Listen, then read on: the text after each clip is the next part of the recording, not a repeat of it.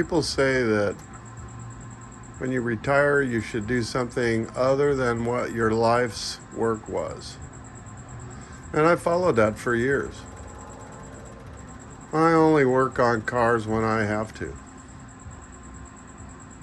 What you're looking at is a 2006 Ford F-350 Super Duty diesel 6.0 turbocharged.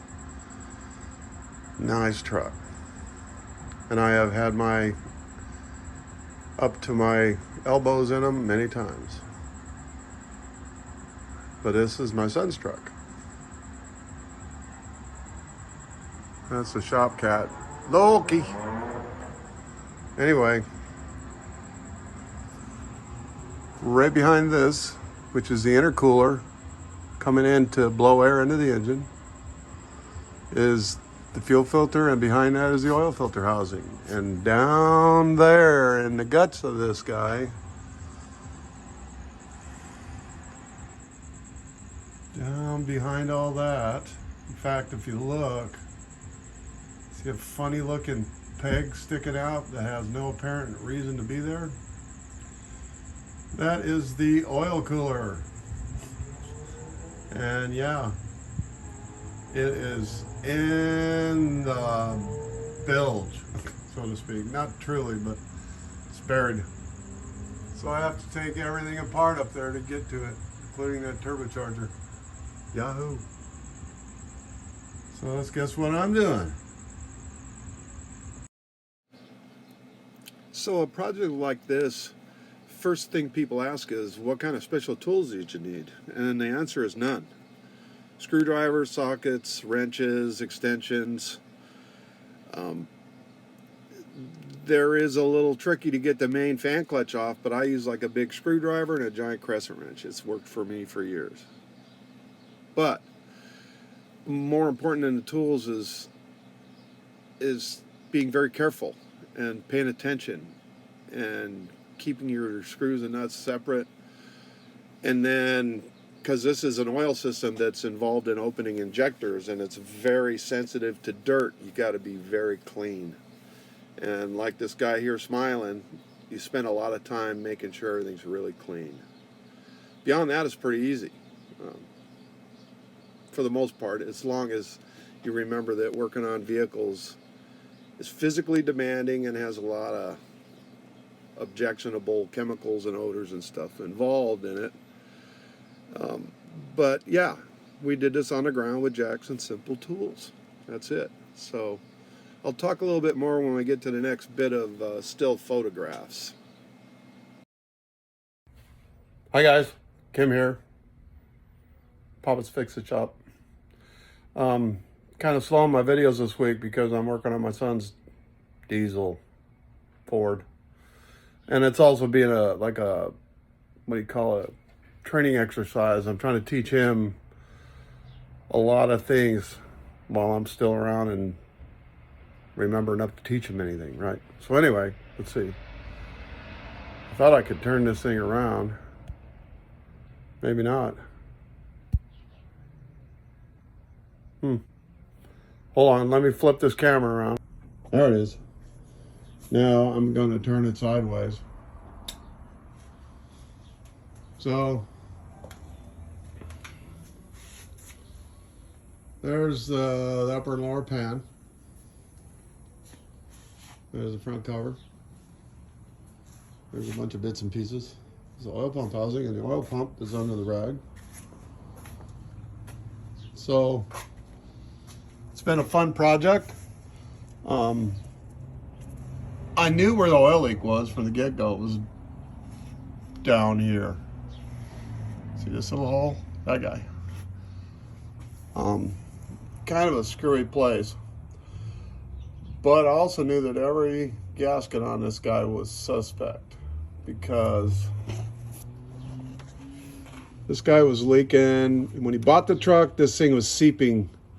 We didn't even know it. I didn't know it. He bought the truck and then told me, oh, look what I got. But this guy had a real slow leak and it would drip.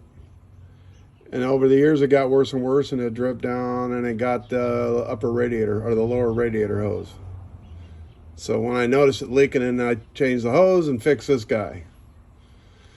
By then it had been dripping diesel fuel all down here for years. So knowing these trucks, I didn't trust any of the gaskets down here. So get back over here.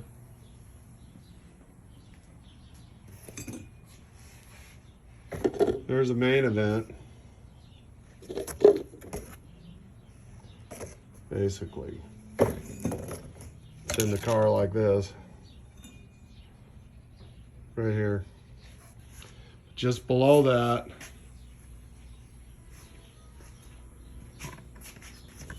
is right here. And this gasket right here is below the level of the aluminum. So you couldn't tell if this was seeping fuel out right here because there was oil running down here all the time. But happened to be a guy that knows these. It's not that big a deal to pop the pan off and pop the upper pan off and change these gaskets. So that's what we're doing. Here's a look at all the debris. You know, people make jokes about mechanics and their cars, but their kids in the kids' cars. This is the fuel filter, the one under the bed. It's actually sucked in because it never been changed. And he hasn't put that many miles on it. New stuff over there. Gotta clean that guy. All the pan bolts waiting. This hideous little guy, if you do these, you're gonna hate this guy. Yep, you're gonna hate it, but it has to be there. Oh well. So maybe by next week I'll be back on some other projects and get this dirty dribbling diesel out of my life. For now.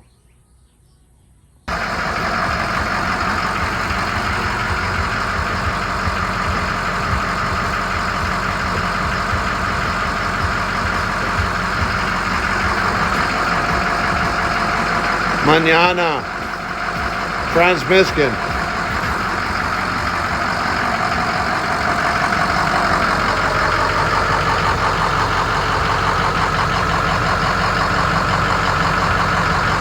What, you say there's not oil pouring on the ground?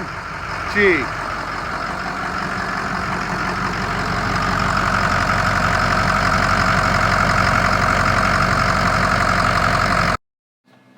The last tip is that you don't use silicone seal on these guys, except for a certain spot, a tiny bit.